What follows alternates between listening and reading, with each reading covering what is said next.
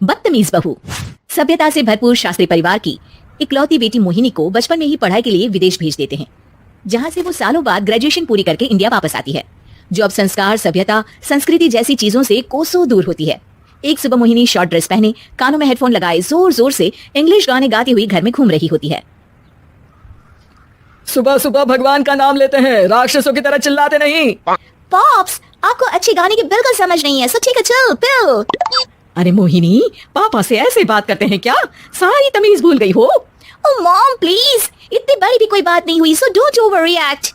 ऐसे ही दिन बीतते हैं जिसमें मोहिनी के तौर तरीके, रहने और बात करने का ढंग उसके मम्मी पापा को परेशान करने लगता है।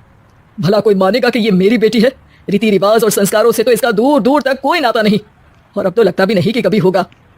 अरे ऐसे कैसे नहीं होगा, लड़कियां सारे नखरे अपने माँ बाप को ही दिखाती है, ससुराल जाकर उन्हें सब कुछ करना भी पड़ता है और मानना भी। पत्नी की बात शास्त्री जी समझ जाते हैं और कुछ ही दिनों में अपने से भी ज्यादा धार्मिक परिवार में निखिल के साथ मोहिनी का रिश्ता पक्का कर देते हैं। रिश्ता तो पक्का कर दिया, पर यहाँ मोहिनी को कैसे मनाएंगे?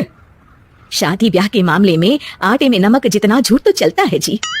इसी तरह एक के बाद एक तिकड़म लगाते हुए दोनों मिलकर मोहिनी को शादी के लिए तैयार कर लेते हैं और मोहिनी निखिल की शादी हो जाती है, जिसके अगले दिन से ही मोहिनी दोबारा अपने पूरे अवतार में शॉर्ट ड्रेस पहनकर घर में घूमने लगती है। बहू को ऐसे देख सास की आंखें फटी की फटी रह जाती हैं। अरे ये क्या बेशर्मी है, हमारे घर की लड़कियां जींस तक नहीं पहनती और तुम बहू होकर इतने छोटे कपड़े पहनकर पूरे घर में घूम रही हो। सीरियसली मॉम प्लीज, आप अपनी इस 80 के दशक वाली सोच में मुझे इंक्लूड मत करो। हाय तौबा, एक तो बेशर्मी दिखाती है, ऊपर से सास के साथ जुबान भी लड़ाती है। अरे जल्दी कपड़े बदल कर आ, घर की पहली आरती तुम्हें ही करनी है। इतनी देर में निखिल भी वहां आ जाता है। माँ पापा आने वाले हैं, पूजा का सारा सामान तैयार है ना? ये पूजा हमेशा मेरे बॉयफ्रेंड्स के पीछे पड़ी रहती थी और अब हस्बैंड के पीछे भी आ गई।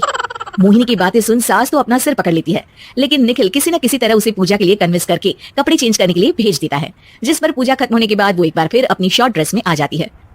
बहू, ये क्या तरीका है? संस्कार नाम की कोई चीज है या नहीं? नहीं ससुर जी, संस्कार मेरा दूसरा बॉयफ्रेंड था, अब तो मेरा उससे कोई कांटेक्ट नहीं है।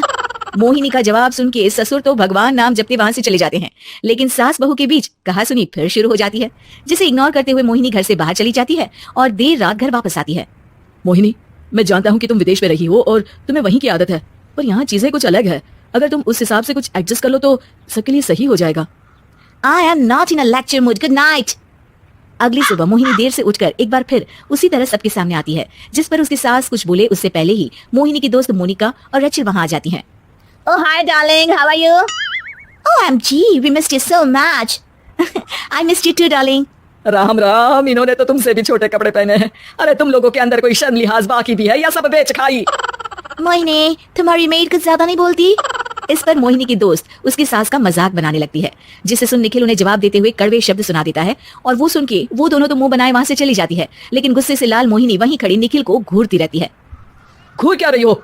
तुमसे शादी की ये सोचकर कि विदेश में पढ़ी लिखी हो, घर में कोई पॉजिटिव चेंज लाओगी, अपनी करियर के लिए एम्बिशियस होगी, पर अपने इस बिहेवियर से उस पढ़ाई के साथ साथ अपने मम्मी पापा के नाम को भी डुबो रही हो। अगर तुम्हें ऐसे ही हाल रखना है तो यहाँ रहने की कोई जरूरत नहीं है। निखिल की बातें सुनकर मोहिनी रोते हुए घर छोड़कर अपनी मम्मी पापा के पास वापस आ जाती है। ससुराल में सब कुछ ठीक तो है? वो अपने आप को समझते क्या है?